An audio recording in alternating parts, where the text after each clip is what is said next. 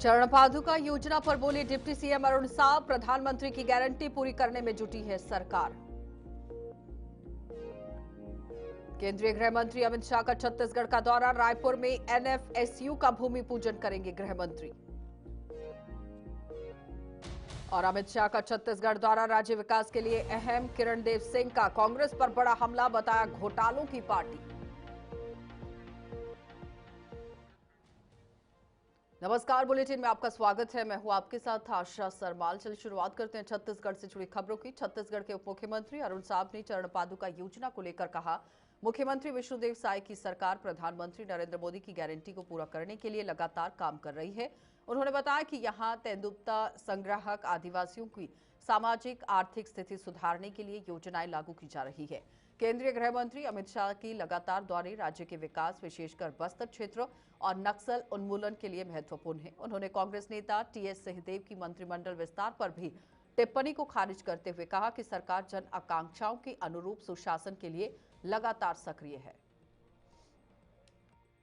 मोदी की एक एक गारंटी को पूरा करने का काम राज्य में मुख्यमंत्री विष्णुदेव साय जी के नेतृत्व में हमारी सरकार लगातार कर रही है।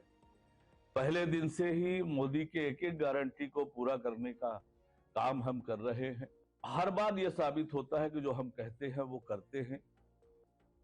चरण पादुका ये फिर से जो तेंदुपत्ता संग्रहण करने वाले, वनांचल क्षेत्र में रहने वाले हमारे आदिवासी भाई बहनों को देने का हमने वायदा किया था।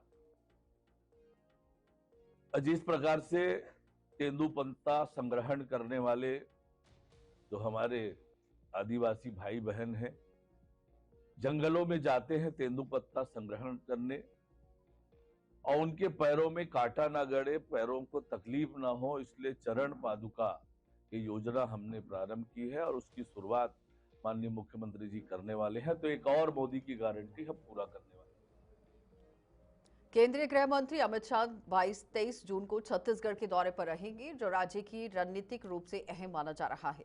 वह रायपुर में 350 करोड़ की लागत से बनने वाली नेशनल फॉरेंसिक साइंस यूनिवर्सिटी, इसका भूमि पूजन करेंगे और भूमि पूजन करने के बाद युवाओं को विज्ञान फॉरेंसिक अध्ययन में नए अवसर इससे मिलेंगे। तो बस्तर दौरे में सुरक्षा बलों से भी मुलाकात की जा सकती है। नक्सल मुद्दे पर संवाद भी करेंगे। शहीद एएसपी आकाश गिरिपुरम के परिवार से भी भेंट हो सकती है। ये आकाश गिरी पूंजे के परिवार से मिलने की भी बात कही गई। ये दौरा सुरक्षा, शिक्षा और युवाओं के कौशल विकास के दृष्टिकोण से राज्य में समग्र विकास में महत्वपूर्ण साबित होगा। 22 और 23 तारीख को यहाँ है। 22 को उनके आने के बाद बहुत बड़ी सौगात एक जो छत्तीसगढ़ को मिली है वो एनएफएसयू के कैंपस का है, नेशनल फॉरेंसिक साइंस यूनिवर्सिटी। उसका एक कैंपस छत्तीसगढ़ में बनेगा। उसके लिए 40 एकड़ की ज़मीन राज्य की सरकार ने दिया हुआ है और नया रायपुर में, और साथ ही साथ वह उसमें हमको लगभग 350-400 करोड़ रुपया केंद्र से वहाँ पर बिल्डिंग बनाया जाएगा, पूरा इंफ्रास्ट्रक्चर डेवलप किया जाएगा, वो केंद्र की पूरी मदद से होगा। और फिर वहाँ पर एनएफएसयू का एक कैंपस छत्तीसगढ़ में डेडिकेटेड होकर चलेगा। ये बहुत बड़ी चीज़ है। 3 जो नए कानून आए हैं हमारे, बीएनएस, बीएनएसएस और भारतीय साक्ष्य अधिनियम, ये तीनों ही जो कानून आए हैं, इन तीनों कानूनों में 7 साल और 7 साल से अधिक की सज़ा वाले अपराधों में फॉरेंसिक साइंस का बड़ा महत्व है उसका, और इसलिए बहुत सारे फोर्सेस की, बहुत सारे इसमें मैन पावर की ज़रूरत है। यहाँ पर छत्तीसगढ़ में इसके खुल जाने से स्टूडेंट्स हमारे आगे आ पाएंगे और बेहतर विश्व स्तरीय संस्थान है उसका एक कैंपस हमको छत्तीसगढ़ में मिलने वाला है एनएफएसयू का। साथ ही साथ एक और 6-7 एकड़ की ज़मीन साथ में लगी हुई है जिसमें हमारा फॉरेंसिक लैब, छत्तीसगढ़ का फॉरेंसिक लैब जो छत्तीसगढ़ सरकार का है, वह भी बनेगा। तो ये दोनों ही बातों का भूमि पूजन होना है। साथ ही साथ जब तक ये एनएफएसयू का कैंपस बनेगा तब तक उसका ट्रांजिट कैंपस होना चाहिए। तब तक पढ़ाई इसी सत्र से प्रारंभ हो जाएगी एनएफएसयू की, और उसका ट्रांजिट कैंपस जो शुरू होने वाला है उसका भी उचित स्थितियों में उनके द्वारा प्रारंभ किया जाएगा, डिजिटली प्रारंभ किया जाएगा। बाकी उसमें काम होने में समय है थोड़ा अभी। तो इस नाते उनका आना है, साथ ही साथ बैठकें हैं, प्रशासनिक बैठकें हैं। दूसरे दिन किसी कैंप में भी उनका प्रवास है और कैंप के प्रवास के बाद फिर वो दूसरे 23 तारीख को वापस। भाजपा प्रदेश अध्यक्ष किरण सिंह देव ने प्रेस वार्ता में संगठन विस्तार और मंडल कार्य समिति की प्रगति पर जानकारी दी। उन्होंने बताया कि जिलों में कार्य पूर्णता की ओर है और प्रदेश स्तर तक जल्द ही नई घोषणा की जाएगी, जिससे संगठन और मजबूत होगा। सिंहदेव ने मोदी सरकार की योजनाओं की प्रशंसा करते हुए कहा कि इनसे प्रभावी पर्यावरण से सभी वर्गों को लाभ मिल रहा है। उन्होंने कांग्रेस पर 5 वर्षों में भ्रष्टाचार और कमीशन खोरी बढ़ाने का आरोप लगा दिया। साथ ही उन्होंने केंद्रीय गृह मंत्री अमित शाह के आगामी छत्तीसगढ़ दौरे को लेकर राज्य के विकास के लिए महत्वपूर्ण से बता दिया है। अमित शाह जी हो, हमारे केंद्रीय गृह मंत्री, हमारे आदरणीय प्रधानमंत्री जी, छत्तीसगढ़ से उनका बहुत स्नेह रहा है, फोकस भी रहा है और उनके आने से हमारे छत्तीसगढ़ में उसका जो लाभ है वो स्पष्ट दिखता है। और न सिर्फ उनकी सहकारिता के क्षेत्र में, रक्षा के क्षेत्र में, सुरक्षा के क्षेत्र में जिस तरीके से आप देख सकते हैं कि एक लक्ष्य साध के और जिस तरीके से छत्तीसगढ़ शांति की ओर बहुत तेजी से बढ़ रहा है, निरंतर तीव्र गति से, चाहे हमारा बस्तर हो, इस तरीके से उनका आना और वास्तव में स्वागत और अभिनंदन है। और आप देख लीजिए वो हर महीना, 1.5 महीना, 2 महीना में आदरणीय अमित शाह जी का प्रवास छत्तीसगढ़ में होता है। जब भी वो छत्तीसगढ़ आते हैं कोई ना कोई सौगात जरूर। तो स्वास्थ्य विभाग के विवादास्पद आदेश के खिलाफ रायपुर के ही अंबेडकर चौक पर पत्रकारों ने जोरदार प्रदर्शन किया। आदेश में डॉक्टर भीमराव अंबेडकर अस्पताल में मीडिया कवरेज पर पाबंदी जैसी शर्तें लगा दी गई थी, जिससे पत्रकारों की स्वतंत्रता प्रभावित हो रही है। विरोध स्वरूप यहां पत्रकारों ने आदेश दिया है कि यहां आप देखिए किस तरह से प्रतियां जलाकर वो अपनी असहमति यहां पर दे रहे हैं और इसे लोकतांत्रिक मूल्यों के खिलाफ बताया गया। उनका कहना है कि जनहित से जुड़ी हुई सूचनाओं को उजागर करना मीडिया का अधिकार है। यूनियन के समर्थन में जुटे हुए पत्रकारों ने चेतावनी दी है कि अगर आदेश वापस नहीं लिया गया तो आंदोलन और उग्र हो सकता है। के जो स्वास्थ्य विभाग है, चिकित्सा स्वास्थ्य विभाग जो है, शिक्षा जो विभाग है, उसकी ओर से एक निर्देश जारी हुआ है और वो निर्देश बहुत ही तुगलकी है। उस निर्देश में कहा गया है कि हम जब भी मेडिकल अस्पताल में जो है रिपोर्टिंग करने के लिए जाएंगे तो वहाँ हमें परमिशन लेके रिपोर्टिंग करनी पड़ेगी और परमिशन देंगे तभी हम कर पाएंगे वरना नहीं कर पाएंगे। उनके प्रीमाइसिस में घुसने के लिए भी हमको अनुमति लेनी पड़ेगी और उनके हम परिक्षेत्र में घुसते हैं तो इससे तो पत्रकारिता करना मुश्किल हो जाएगा। पत्रकार किसी अस्पताल में, किसी अस्पताल परिसर में हमेशा गरीबों की जो लोग हैं, जो दुख तकलीफ में लोग हैं, उनकी आवाज़ बनने के लिए जाते हैं, उनकी तकलीफें दिखाते हैं।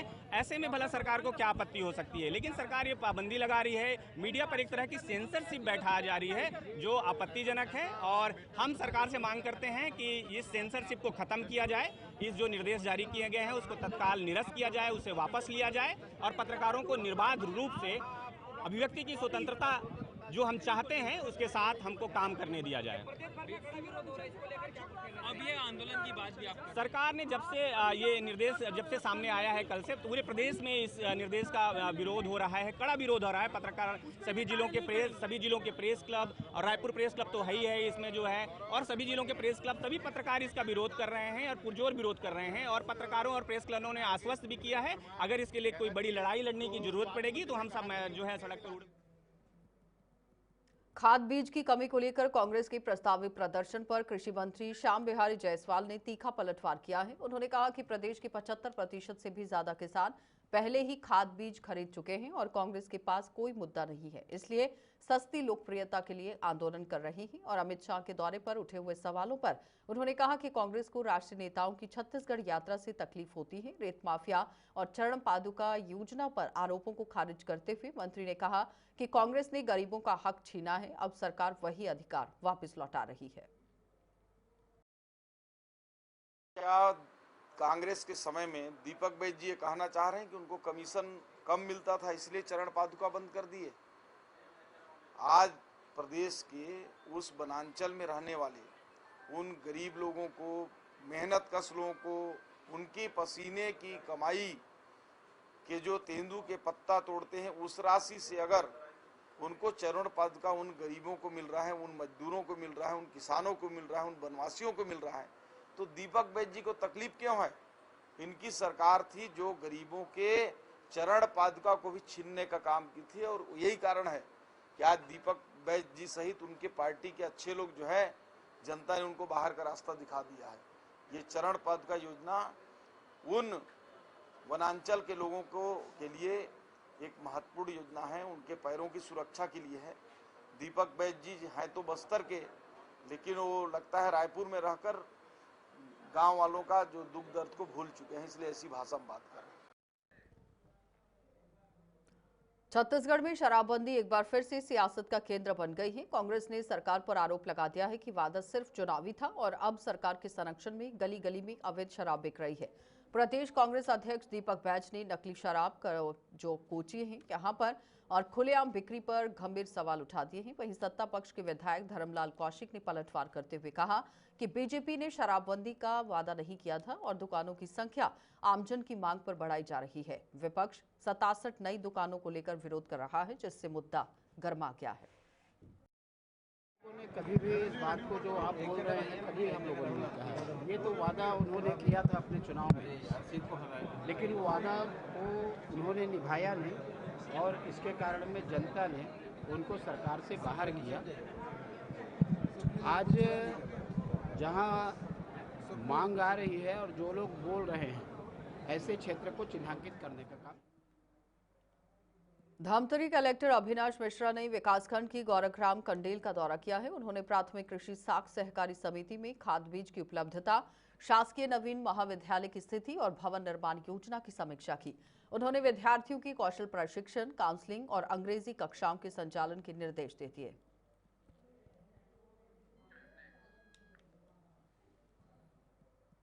महासमुंद कलेक्टर ने प्रशासनिक कार्यों की सुचारुता को देखते हुए यहां जिले में 6 तहसीलदार और 1 नायब तहसीलदार का स्थानांतरण कर दिया है। तहसीलदार नमिता मास्कोले को यहां पिथौरा, नितिन ठाकुर को बागबाहरा, कृष्ण कुमार साहू को बसना और जुगल किशोर पटेल को महासमुंद भेजा गया है।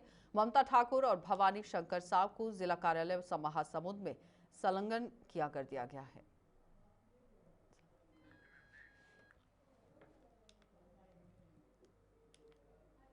स्वामिनी वंदनीय महिला सहयोग फाउंडेशन द्वारा सक्ती जिले में ही ढबरा जनपद क्षेत्र में महिलाओं को निःशुल्क सिलाई, ब्यूटी पार्लर और हर्बल शॉप का प्रशिक्षण दिया जा रहा है। इससे पहले कि आप देखिए, अब तक 100 से भी ज्यादा महिलाओं ने प्रशिक्षण प्राप्त कर प्रमाण पत्र प्राप्त कर लिया है। कार्यक्रम में चंद्रपुर विधानसभा के ही लोकप्रिय विधायक रामकुमार यादव ने शिरकत की है और महिलाओं को आत्मनिर्भर बनाने के लिए प्रेरित किया गया है। उन्होंने कहा कि ऐसे प्रशिक्षण से महिलाएं घर बैठे आर्थिक सहयोग दे सकती हैं।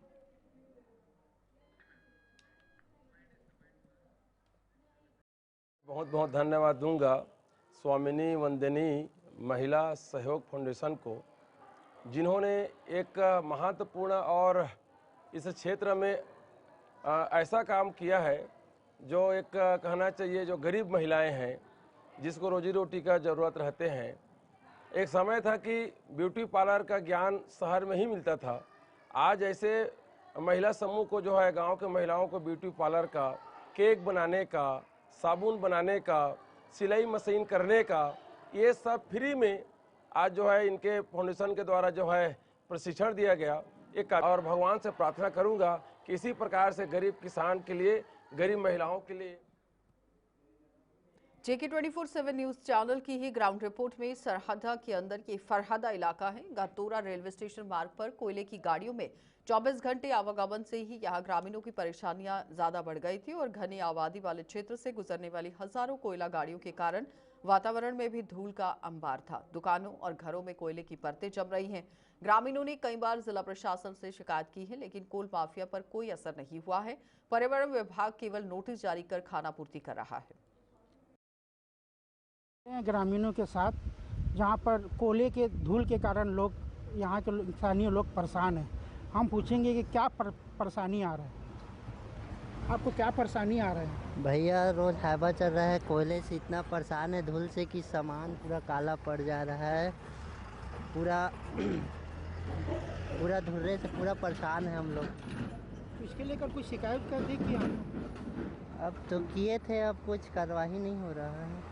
और सरपंच क्या बोल रहा है? सरपंच आप लोग जनप्रतिनिधि को चुने हैं ग्राम पंचायत? अभी तो उनसे बात नहीं किए हैं हम लोग, उनसे कह रहे थे इसमें बात करके। बहुत इतने परेशान हैं धूल और कोयले के कारण, मगर शासन प्रशासन इसमें कोई भी संज्ञान नहीं ले रहा है, इनका ऐसा आरोप है।